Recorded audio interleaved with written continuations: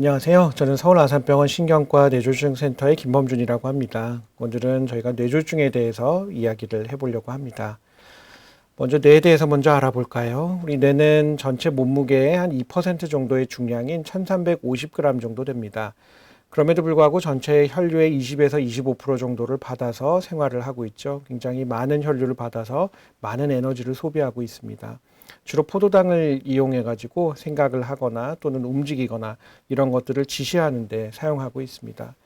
우리의 몸은 자게 되면 보통 근육은 쉬게 된다고 얘기를 하는데 뇌는 쉬는 시간이 없습니다. 밤에도 계속 활발하게 활동을 하지요. 그러다 보니까 꿈도 꾸게 되고 또 이 에너지 소비도 그만큼 많게 됩니다. 우리 뇌는 신경세포로 이루어져 있는데 1000억 개 정도의 신경세포로 이루어져 있다고 합니다. 그리고 신경세포와 세포가 만나는 부분에 시냅스라고 하는 부분이 있는데 1000조 개의 시냅스로 이루어져 있죠. 그만큼 다양한 그 길을 통해 가지고 신경이 전도가 된다고 하면 다양한 역할을 그만큼 할 수 있게 된다는 이야기라고 볼 수 있습니다. 뇌를 바깥쪽에서 한번 볼까요? 이렇게 생겼습니다. 먼저 여기에 보이는 큰 뇌를 대뇌라고 하는데 이 대뇌는 고위 대뇌 기능을 담당합니다. 사람이 생각을 하고 사람답게 살 수 있도록 해주는 역할을 하게 되겠죠. 이 대뇌는 여러 부분으로 이루어져 있는데 여기 보이는 전두 옆 부분, 그 다음에 두정 옆 부분, 축두 옆 부분, 그리고 머리 바깥 뒤쪽에 있는 이렇게 후두 옆 부분으로 나눠지게 됩니다. 각각이 하는 역할이 조금씩 달라서 전두엽은 생각을 하게 되고 두정엽은 공간지각력을 담당하게 되고 측두엽에서는 기억을 담당하게 되고 후두엽에서는 시각, 중추가 존재하는 위치입니다. 또 대뇌 아래쪽에 보면 이렇게 소뇌라고 하는 부분이 있는데요. 그 소뇌 같은 경우에는 균형을 잡는 기능을 하게 되고 대뇌와 소뇌 사이에 뇌관이라고 하는 부분이 있는데 이 뇌관은 눈을 움직인다든지 또는 다리 교자를 써서 여러 가지 신경들이 지나가는 위치를 한다든지 또는 연수라고 해서 아래쪽에서 숨쉬는 기능을 담당한다든지 하게 됩니다. 전두엽부터 조금 더 자세히 살펴보게 되면 전두엽은 행동하는 뇌이기도 하고 또 억제하는 뇌이기도 합니다. 또 동기를 부여하는 뇌여가지고 전두엽도 각각의 위치마다 조금씩 하는 역할이 달라지게 되는데요. 특히나 요 분은 미국에서 철도를 깔던 분인데 불의의 사고로 뇌, 특히 전두엽 부분을 다치게 됩니다. 원래는 너무나 상냥하고 사회적인 분이었었는데 이렇게 머리를 다치고 나서는 갑자기 공격적이 되고 억제가 안 되고 그렇게 성격이 바뀌었었거든요. 그만큼 전두엽은 뭔가 억제를 담당하는 뇌라는 것을 반증하는 그런 경우라고 얘기를 할 수가 있겠습니다. 혹시 뻐꾸기 둥지로 날아간 새라는 영화를 아시나요? 거기에 보면 마지막 장면에 주인공이 뇌 수술을 받고 나서 이렇게 멍하게 있는 장면을 볼 수가 있는데 과거만 해도 정신병을 앓고 있는 분들한테 전두엽 절제술이라는 수술을 했었습니다. 이 수술을 받고 나면 갑자기 환자가 조용해지죠. 왜냐하면 동기가 부여되는 뇌를 망가뜨리기 때문에 뭔가를 하지 않도록 하는 그런 수술을 하기도 했었습니다. 또 전두엽에는 재미있는 세포가 하나 있는데요. 바로 거울세포라고 하는 세포입니다. 이 원숭이가 바나나를 잡았을 때 뇌가 각성되는 부분이 존재하는데 그 부분뿐만 아니라 이 바나나를 주게 됐을 때 그거를 잡는 상상을 하더라도 이 활동하게 되는 그런 뇌의 부분이 있습니다. 이 세포가 바로 거울세포인데요. 다른 사람이 뭔가를 하는 것을 본인이 교감하는 그런 세포입니다. 그러다 보니까 이런 거울세포가 망가지게 되면은 자폐증이 같은 그런 증상이 나타날 수도 있게 됩니다. 뇌 전두엽에 있어서도 가장 중요한 역할 중에 하나는 바로 운동 기능을 담당하는 세포들이 있습니다. 운동 기능이 망가지면 마비가 생기게 되겠죠. 대표적으로 안면마비가 일어날 수가 있는데 안면마비에 얼굴에 뭔가가 근육이 움직이지 않는다는 얘기죠. 이 안면마비가 생기면은 두 가지 타입이 있습니다. 하나는 뇌가 망가져서 생기는 안면마비는 주로 얼굴 아래쪽 부분이 많이 망가져가지고 아래쪽에 입술이 잘 움직이지 않거든요. 반면에 이 뇌가 아니라 여기서 나오는 신경이 망가져서 생기는 것을 우리가 안면신경마비, 벨마비 또는 한방에서 구안화사라고 하는 그런 병인데 이런 경우는 얼굴의 위쪽 부분까지도 망가지게 됩니다. 그러다 보니까 눈이 감기지 않는다거나 이마에 주름이 잡히지 않는다거나 하는 증상이 같이 생기게 되죠. 그래서 안면마비가 있을 때 뇌경색인지 또는 안면신경마비인지는 우리가 눈을 감아 보세요 해서 눈을 잘 감으면 이건 뇌경색일 수 있구나. 눈을 잘 못 감으면 이거는 구안화사, 벨마비구나 라고 우리가 생각을 하게 됩니다. 근데 이 얼굴을 움직이는 근육은 삼키는 근육이랑도 같이 잘 조화롭게 움직여야 되는데 만약에는 안면 근육에 마비가 있는 분들은 잘 삼키지를 못하게 되거든요. 그러다 보니까 뇌경색 초기에 이 삼킴 장애가 생기게 되면 잘못하면 폐렴이 생길 수가 있습니다. 특히나 이게 잘못 삼키다 폐로 넘어가면은 그게 중력의 영향을 받아서 폐의 가장 아래쪽 부분에 염증을 일으키게 되거든요. 이런 경우를 흡인성 폐렴이라고 하고 특징적으로 이렇게 폐 아래쪽에 이렇게 염증이 생기는 것으로 알려져 있습니다. 자, 팔다리 마비도 뇌졸 중에 가장 흔한 증상이고 가장 빨리 알아차려야 되는 증상입니다. 그래서 저희가 자가 검사하는 방법을 만들어 놨는데요. 이렇게 앞으로 나란히를 시키고 나서 눈을 감고 한 10가지 세도록 얘기를 합니다. 딱 눈을 뜨셨는데 팔이 양쪽이 똑같이 있으면 마비가 없는 경우입니다. 그런데 만약에 한쪽 팔이 이렇게 떨어진다거나 또는 이렇게 돌아가 있다고 하면 마비가 있는 걸로 생각을 하고, 그런 경우에는 이제 빨리 병원에 가셔서 적절한 치료를 받아야 되겠죠. 재밌는 거는 저희가 오른쪽 뇌가 망가지면 왼쪽 팔다리에 마비가 생기고 왼쪽 뇌가 망가지면 오른쪽 팔다리에 마비가 생기게 됩니다. 저희가 만약에 그 건강검진에서 나는 경동맥이 오른쪽이 좁아져 있어 이렇게 아시게 되는 분들은 항상 혹시 왼쪽에 마비가 생기지 않는지를 눈여겨서 볼 필요가 있겠지요. 팔다리 마비는 전두엽에서 중요한 역할을 한다고 하면 우리 머리에 두정엽이라고 하는 부분이 있는데, 두정엽이라고 하는 부분은 조금 더 위쪽에 있습니다. 특히나 오른쪽 두정엽은 이 공간을 지각을 하게 되거든요. 그러다 보니까 이렇게 시계를 따라서 그리라고 얘기를 하면 한쪽 시계를 잘 못 그린다거나 또는 집을 따라서 그리라고 하면 집을 따라서 그리지 못하거나 하는 증상을 보일 수 있습니다. 또 환자가 수염을 깎는데 이 왼쪽 얼굴은 인지를 못 해가지고 오른쪽만 열심히 깎고 오는 그런 경우들도 보이게 되겠죠. 아래쪽에 보면은 이 분은 두정엽 쪽에 뇌경색이 있었던 분인데 회복이 되면서 어떻게 그림이 변하는지를 보여주는 그림입니다. 자세히 보시게 되면 요 위쪽 부분은 위쪽에 있는 그림은 더 왼쪽을 잘 인지를 못해 가지고 별로 못 그렸는데 환자가 회복될수록 보면 오른쪽과 왼쪽이 균형이 맞게 잘 그려지는 그런 것들을 볼 수가 있게 됩니다. 자, 오른쪽 뇌는 그런 역할을 한다 그러면 왼쪽 뇌는 어떤 역할을 할까요? 왼쪽 뇌는 언어를 담당합니다. 만약에 지금 방송을 듣고 계시는 분이 오른손잡이라 그러면 왼쪽 뇌가 우성반구일 확률이 99%가 됩니다. 반면에 만약에 왼손잡이라고 한다면 우성반구, 언어를 담당하는 뇌가 왼쪽에 있을 가능성이 50%, 오른쪽에 있을 가능성이 50%입니다. 어쨌든 이 왼쪽에 있는 대부분의 경우에 언어 중추는 왼쪽에 존재하게 되는데, 이 언어도 여러 가지가 있죠. 뭐 말하는 것도 있고 듣는 것도 있고 읽는 것도 있고 쓰는 것도 있을 겁니다. 이 두 가지가 서로 조금 다른 위치에 있어서 특히나 말하는 걸 담당하는 거는 머리에 조금 더 앞쪽에 전두엽 쪽에 있고, 이 말을 알아듣는 거는 축두엽 쪽에 있습니다. 그러다 보니까 한쪽만 뇌경색이 생기면 환자가 말을 잘 못하는데 잘 알아들을 수는 있고, 반면에 잘 알아듣질 못하는데 말은 또 잘하는 그런 종류의 언어 장애가 생기기도 합니다. 자, 측두엽은 양쪽 머리 요 바깥쪽에 있는 부분인데요. 그 부분에는 굉장히 재밌는 그 구조물이 있는데 우리가 해마라고 하는 구조물이 존재를 합니다. 이 해마라고 하는 부분은 기억을 담당하는 부분인데, 우리가 흔히 잘 알려져 있는 알츠하이머 치매와 같은 퇴행성 치매가 제일 먼저 시작되는 위치죠. 그러다 보니까 기억력 장애로 제일 먼저 나타나기도 합니다. 근데 이게 꼭 퇴행성 변화로 망가지는 게 아니라 뇌경색에 의해서 망가지기도 하거든요. 잠깐 혈관이 막혔다 뚫리는 분들은 잠깐 동안 기억을 못 합니다. 내가 여기 왜 있지? 똑같은 말을 계속 반복하면서 그 시점을 기억을 못 하는 경우가 있거든요. 그것도 역시나 이제 뇌경색의 전조 증상인 일과성 허혈성 발작의 한 종류를 생각합니다. 치매랑은 달라서 영구적으로 손상이 남을 가능성은 없지만 그걸 놓치고 있다가 뇌경색이 꽝 생기게 되면은 영구적인 장애를 일으킬 수가 있기 때문에 잘 알고 있어야 되는 그런 증상이라고 얘기할 수 있겠습니다. 머리 뒤쪽에 있는 부분을 후두엽이라고 하게 되는데 그 부분은 시야 중추가 있습니다. 우리가 시야를 안 보이게 되면, 예를 들어서 오른쪽 머리 뒤쪽이 망가지게 되면 특징적으로 왼쪽 시야가 망가지게 되는데, 한쪽 눈을 가리고 보더라도 오른쪽 눈을 가리더라도 왼쪽이 안 보이고 왼쪽 눈을 가리더라도 왼쪽이 안 보이고 이런 게 특징적으로 나타나게 됩니다.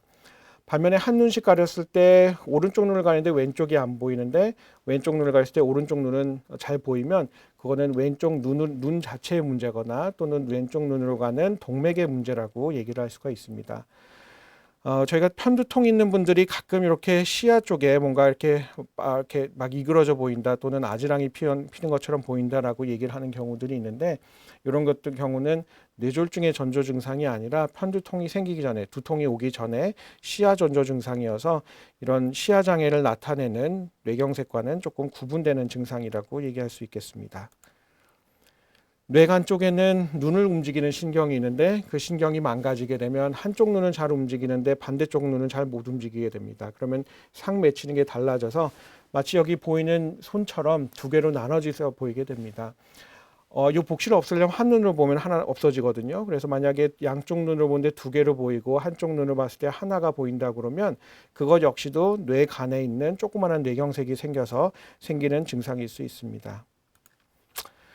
혹시 아침 드라마 많이 보시나요? 아침 드라마에 보면은 단골로 나오는 소재인데 여기 이제 예쁘게 생긴 요 분이 이제 물의 요정이라고 하는 분인데 이 분이 요정이기 때문에 안 늙고 평생 이제 이렇게 아름다운 모습을 갖고 살 수 있는 그렇게 태어나셨던 분인데 어쩌다 어떤 사람 남자를 만나게 됩니다. 아침 드라마에 나오듯이 이제 그 남자랑 사랑에 빠지게 되면서 이 사람이 요정으로 갖고 있었던 그런 아름다움을 잃어버리게 되고 이제 늙게 되거든요. 그랬더니 역시나 그 남자는 이제 바람이 나서 그 사랑이 깨지게 됩니다. 그리고 나서는 그 이제 어떻게 되죠? 요 요정의 아버지인 온딘이라고 하는 신이 물의 신이었는데 화가 나서 저주를 내리게 됩니다. 그 남자에게 만약에 너가 자게 되면 그때는 물에 빠져서 죽게 될 것이다. 숨을 못 쉬어서 죽게 될 거다라는 저주를 내리게 되거든요. 이러한 저주가 실제로 뇌경색 환자들에게서도 보이는데요. 바로 연수뇌경색일 때 그런 현상이 일어나게 됩니다. 어떤 거냐면 연수에는 우리가 호흡 중추가 있어서 깨어 있을 때는 막 숨을 잘 쉴 수가 있는데 잠에 들게 되면 의식적으로 숨을 쉬지 않아서 결국은 잠자게 되면 숨이 멎어서 돌아가시게 되는 그런 증상을 나타내는 경우가 있습니다. 그래서 그런 분들이 이제 입원하게 되면 저희가 밤에 특히나 숨을 잘 쉬는지 산소 포워더가 잘 유지되는지를 확인하게 되고 만약에 연수경색 때 그런 수면이 무호흡이 생긴다고 그러면 이런 기구를 이용해 가지고 밤에 주무실 때는 강제적으로 호흡을 시키게 하는 그런 치료를 하기도 합니다. 가끔 영화에 보면은 왜 이렇게 술 취하신 분들 저희가 이렇게 한 선을 따라서 걸어보라고 하는 그런 장면들이 나오죠. 술을 먹게 되면 가장 먼저 망가지는 부분이 기능을 못하게 되는 분이 손해인데 그 손해가 바로 중심 잡는 역할을 하기 때문에 술 먹고 나면 이렇게 비틀비틀 걷게 됩니다. 마찬가지로 뇌경색이 생기더라도 손해 쪽에 뇌경색이 생기더라도 잘 못 걷게 돼서 이렇게 한 줄로 걸어보게 되면 자꾸 한쪽으로 이렇게 삐뚤어지는 그런 증상을 보이기도 합니다. 또 저희가 코치기라고 부르는데 손을 쭉 뻗었다가 코를 정확하게 짚으라고 얘기를 하면 정상적으로 짚으면 되지만 만약에 뻗었다가 끝에서 이렇게 정확하게 짚지 못하면 그 역시 손의 뇌경색을 시사하는 소견이라고 얘기를 할 수가 있겠습니다. 자, 이렇듯 뇌경색은 각각의 위치에 따라서 증상이 다 다르게 나타나기 때문에 그 증상을 잘 알고 있는 게 빨리 이제 치료를 받을 수 있는 가장 기본적인 거라고 생각이 됩니다. 자, 뇌졸중은 저희가 이제 이 중자가 맞을 중자거든요. 한자로 치면 가운데 중자를 쓰게 됩니다. 뭔가 갑자기 맞아서 생긴다라고 얘기를 하지요. 그 맞게 되는 원인이 굉장히 여러 가지가 있습니다. 가장 대표적인 거는 큰 혈관에 이렇게 동맥경화가 생기게 되면 혈관이 좁아져서 그 좁아진 데에서 피가 흐르다가 피딱지가 만들어져서 머리로 날아갈 수가 있게 되고 또 점점 좁아지던 혈관이 막히게 되면 뇌경색을 일으키기도 합니다. 큰 혈관만 막히는 게 아니라 머리에는 보면은 소혈관이라고 그래서 큰 혈관에서 이렇게 분지돼서 나오는 혈관들이 있거든요. 그 혈관이 막히더라도 또 뇌경색을 일으킬 수가 있습니다. 심장에서 부정맥이 있거나 그러면 거기서 혈전이 만들어져서 머리로 날아가서 뇌경색이 생길 수도 있죠. 각각의 경우에 따라서 치료가 다 달라지기 때문에 입원을 하게 되면은 원인이 뭔지를 열심히 찾아보게 됩니다. 특히나 우리나라 같은 경우에는 소혈관 질환이라고 하는 병이 많고요. 또 머리 안쪽에 동맥경화가 생겨서 생기는 뇌경색이 많이 있습니다. 또 젊은 분들에게는 이렇게 움직이다가 혈관이 찢어져서 생기는 뇌경색도 있고 또 난원공 개존증, 열린 타원 구멍이라고 그래서 심장에 심방과 심방 사이에 저런 구멍이 있게 되면 원래는 폐 쪽으로 이렇게 피딱지가 가서 이렇게 걸러져야 되는데 그게 반대편 구멍으로 날아가서 머리 쪽으로 이렇게 그 혈전이 색전이 돼서 혈관을 막아서 생기는 뇌경색도 있습니다. 원인에 따라서 치료도 좀 달라지는데 특히나 이런 구멍이 있는 경우에는 막아주는 시술을 하면 뇌경색을 많이 줄일 수가 있어서 정확한 원인을 찾는 게 그만큼 중요하다라고 얘기할 수 있겠습니다. 어떻게 치료해야 될까요? 우리 화장실에서 변기 막히면 어떻게 하세요? 가서 빨리 뚫어줘야 되죠. 처음에는 트레펑이라고 하는 뭐 이렇게 액체 같은 걸 부어서 막 뚫어줄 겁니다. 마찬가지로 저희도 혈전 용해술이라고 그래서 TPA라고 하는 약을 빨리 달아서 이걸 뚫어주는 것을 보통 증상식 생기고 나서 4시간 반 안에 오시면 고려하게 됩니다. 그걸로도 안 뚫리면 어떻게 해요? 이렇게 길다랗게 생긴 걸로 와서 막 이렇게 쑤셔야 되죠. 마찬가지입니다. 저희도 혈관 안으로 철사 같은 걸 이렇게 쭉 넣어서 머리 안쪽에 있는 이런 피딱지를 끄집어내는 시술을 하게 되는데 그것을 혈전 제거술이라고 합니다. 최근에는 한 80%까지도 혈관을 잘 뚫어주기 때문에 빨리 오시면 그만큼 이 장애 없이 살아갈 가능성이 높아진다고 얘기할 수 있겠습니다. 잘 뚫어주거나 하고 나면은 저희가 그 다음에 입원을 시켜드리는데요. 뇌졸중 집중치료실에 가서 보통 치료를 합니다. 일반 병실에 입원하는 것보다 이런 집중치료실에 입원하는 게 훨씬 더 치료 성적이 좋다고 잘 알려져 있는데 환자가 악화되는 것도 빨리 찾을 수가 있고 혹시 악화된다고 그러면 그때는 빨리 혈압을 올리는 치료를 할 수도 있고 또 뇌경색의 큰 원인 중에 하나인 부정맥을 빨리 찾아낼 수 있기 때문에 뇌졸중 집중치료실에 잘 입원해서 치료를 받는 게 중요합니다. 난 입원했는데 검사만 하고 퇴원했어요 라고 얘기하시는 분들도 종종 보게 되는데 검사를 하는 이유는 기본적으로 원인을 찾기 위한 경우입니다. 저희가 왜 경찰관들이 어떤 범행 현장에 나가면은 여기는 뭐가 어떻고 하면서 범인을 추정하잖아요.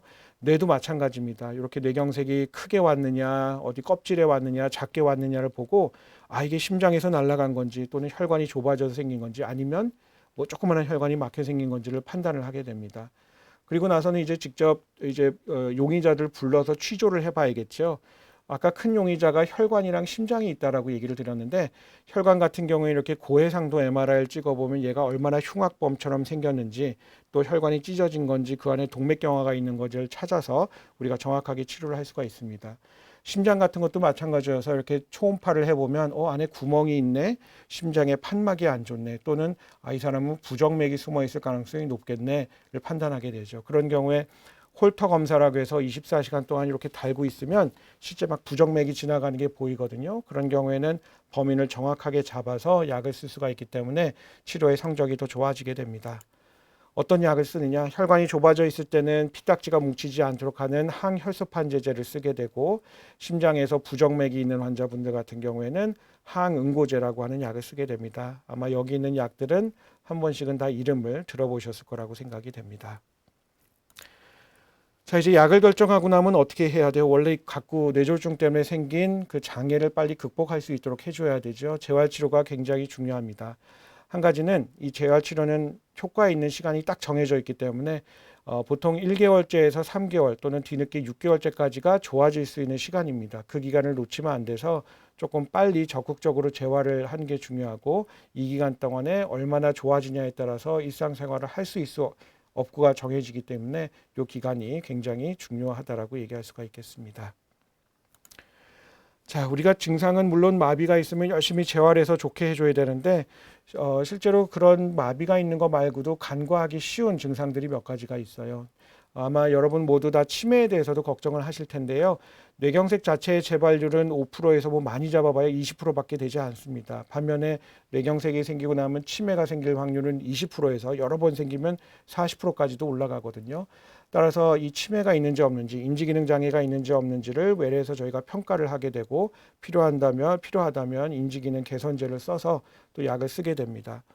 또 뇌경색이 생기고 나면 워낙 불편하니까 우울증도 잘 생겨요. 그래서 이 우울증 같은 게 특히나 환자들을 많이 괴롭히는 증상이기도 하고 아까 재활을 방해하는 증상이기도 해서 초기에 만약에 환자가 우울하다고 그러면 적극적으로 우울증 약을 써서 환자의 기능도 개선시켜주고 또 환자의 예후도 좋게 해주는 그런 치료를 하기도 합니다. 또 뇌경색 환자분들 제일 힘들어하는 것 중에 하나가 마비보다도 통증이에요. 전체 뇌경색 환자의 한 20% 정도는 어깨에 통증이 생깁니다. 왜냐하면 마비가 생기면 관절과 관절 사이가 이렇게 벌어지게 되기 때문에 더 덜그락덜그락거리면서 관절염도 잘 생기거든요. 또 만약에 신경이 망가져 있으면은 신경이 손상된 부분으로 저릿저릿한 통증이 중추신경통이 생기기도 합니다. 통증의 원인이 뭐냐에 따라서 치료도 달라지게 되기 때문에 원인을 잘 찾아서 그에 대한 치료를 하는 것도 중요합니다. 혈압은 뇌경색이 가장 중요한 위험인자라서 한 60% 정도를 설명하거든요. 여기서 딱 두 가지 숫자만 기억하면 큰 혈관이 좁아져 있는 경우에는 120에서 140 사이에, 소혈관 질환, 작은 혈관이 막혀서 생겼다면 110에서 130 사이로 조금 더 낮춰서 이렇게 조절하는 게 중요합니다. 집에 혈압계를 사시게 되면 이렇게 아침에 일어나서 한 5분 정도 화장실 다녀와서 5분 정도 쉬고 나서 혈압을 재서 쭉 적어 오시면 저희가 평균 혈압도 볼 수가 있고 이게 얼마나 왔다 갔다 하는지도 볼 수가 있거든요. 그런 것들을 보고 나서 혈압약을 얼마나 센 걸 써야 될지, 얼마나 길게 작용하는 걸 써야 될지, 두 번에 나눠서 쓰는 게 좋을지 이런 것들을 판단해서 저희가 치료를 하게 됩니다. 당뇨랑 고지혈증도 중요하지요. 우리가 쉽게 생각하면 일반적인 물이랑 설탕물이랑 부어보면 설탕물이 훨씬 끈적하죠. 그만큼 순환을 잘 안 시킬 겁니다. 그래서 혈당을 잘 떨어뜨려서 당화혈색소라고 하는 3개월 동안의 평균 혈당치를 보는 거를 7.0 아래로 조절을 하도록 하고, 뭐 약으로만 조절하는 것은 아니잖아요. 저희가 식사를 할 때도 과일이나 또는 믹스커피와 같이 단 거를 드시지 않도록 하는 것이 굉장히 중요합니다. 최근에는 특히 어떤 당뇨 약제들은 뇌경색을 줄여준다는 근거들이 나오고 있기 때문에 담당 주치의 선생님이랑 잘 얘기를 해서 환자한테 가장 적합한 약을 결정하는 것이 중요할 겁니다. 고지혈증은 콜레스테롤이 높으면 혈관에 때를 쌓이게 하죠. 벽에 이렇게 때를 쌓아서 쌓이게 해서 점점 더 좁게 만듭니다. 그러다 보니까 큰 혈관이 좁아져 있는 분들은 안 좋은 콜레스테롤을 70 이하로, 그리고 소혈관 질환이나 심장 질환이 있는 분들도 한 100 이하로는 조절하도록 합니다. 마찬가지로 약으로 조절하면 50% 이상의 콜레스테롤 수치를 낮출 수가 있는데, 환자 본인이 할 수 있는 것은 식사를 한다든지 운동을 하는 거겠죠. 그런 것들을 통해서도 한 5% 정도를 낮출 수가 있기 때문에 환자 본인이 할 수 있는 것도 열심히 하는 게 중요하겠습니다. 제가 오늘 강의 중에 가장 어떻게 보면 꼭 강조를 하고 싶은 부분인데, 우리가 약을 먹다 보면 중단해야 되는 경우가 분명히 있습니다. 그런데 필요 없는 경우에 약을 중단하게 되면 필요 없는 뇌경색의 위험을 감수하게 되는 경우거든요. 만약에 단순 발치를 한다거나 진단적인 내시경을 한다거나 또는 혈관이 없는 백내장 수술을 한다고 하면 그때는 약을 먹으면서 하도록 권유를 하고 있습니다. 근데 어쩔 수 없이 큰 수술을 해야 돼요. 그런 경우는 약을 끊을 수밖에 없겠죠. 그렇다고 하더라도 최소한의 기간만 끊는 것이 중요합니다. 아스피린은 7일, 클로피도그렐은 5일, 슬로스타졸은 3일, 그리고 트라이플루살은 5일에서 7일 전에, 그리고 와파린은 보통 한 2, 3일 전에, 그리고 새로운 항응고제는 보통 이틀 정도만 끊어도 됩니다. 천편일률적으로 일주일을 끊어야 되는 게 아니기 때문에 꼭 본인이 먹고 있는 약을 잘 확인하시고 꼭 끊어야 되는 기간만 끊고 시술이나 수술을 받도록 권고를 하고 있습니다. 뭘 먹어야 될까요? 운동은 또 어떻게 해야 될까요? 뭘 먹어서 딱 좋은 음식은 아직까지는 없는데, 지중해식 식단이라고 해서 이렇게 콩 같은 거 먹고 오이나 토마토 먹고 하는 게 뇌경색을 줄일 수 있다고 하는데, 솔직히 우리나라 식단에서 저렇게 먹기는 쉽지 않습니다. 저부터도 저렇게 먹는 걸 별로 좋아하지는 않거든요. 오히려 이제 뇌졸중 환자분들한테 저희가 뭐라고 그러냐면, 기름진 음식이나 또는 맵고 짠 음식처럼 자극적인 음식은 조금 피하고, 혹시라도 혈압이 있으면 짠 음식은 조금 피하세요, 이렇게 설명을 합니다. 실제로 미국에서도 뇌경색이 가장 많이 생기는 데를 보면 요 남부지방 쪽인데, 거기 왜 이게 닭튀김 같은 거 많이 먹잖아요. 그런데 먹는 부분들이 더 뇌경색의 위험을 높일 수 있어서 그렇습니다.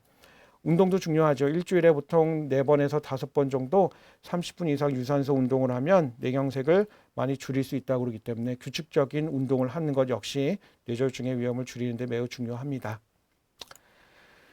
자, 우리가 건강식품 뭘 먹어야 되나요? 많이 물어요. 오메가3가 좋은가요? 크릴 오일이 좋은가요? 하지만 건강식품은 뇌졸중 약물을 대체할 수는 없습니다. 그래서 건강식품을 원하시면 드시는 것을 말리지는 않는데, 그 약을 먹었을 때 뇌경색을 줄여준다는 근거는 없어서 처방받으신 뇌경색 예방 약물들을 잘 드시는 게 제일 중요합니다. 약은 언제까지 먹어야 되나요? 라는 질문을 참 많이 받는데요. 환자분들께 꼭 말씀드리는 게 약을 끊는 것이 목표가 되지 마시고 내 삶을 건강하게 살 수 있는 목표가 맞아서 어떤 약을 쓰게 되면 그 약을 왜 먹는지를 꼭 알고 계시고 그 약이 하는 효과가 필요하다고 그러면 꾸준히 잘 드시는 것이 정말 가장 중요할 거라고 생각이 됩니다. 마지막으로 말씀드리고 싶은 거는 우리가 뭐 소 잃고 외양간 고친다라는 얘기도 있지만 소를 잃더라도 외양간은 또 고쳐야죠. 그래야지만 다음 소를 잘 키웁니다. 정호승 시인의 못에도 보면 이렇게 구부러진 못이 마치 뇌졸중이 생긴 아버지의 모습과 비슷하다라는 얘기가 나옵니다. 그 못도 저희가 다시 펴가지고 잘 펴가지고 또 쓸 수 있게 만들고 또 건강하게 만드는 게 중요하기 때문에 뇌경색이 한번 생기셨던 분이라고 하더라도 앞으로 다시 생기지 않도록 잘 예방하고 또 재활을 통해 가지고 환자의 기능을 좋게 한다 그러면 얼마든지 건강한 삶을 또 사실 수가 있기 때문에 그렇게 희망을 갖고 또 열심히 치료를 하면서 우리가 볼 수 있도록 하는 게 제일 중요하지 않을까 생각합니다. 네, 경청해 주셔서 감사합니다.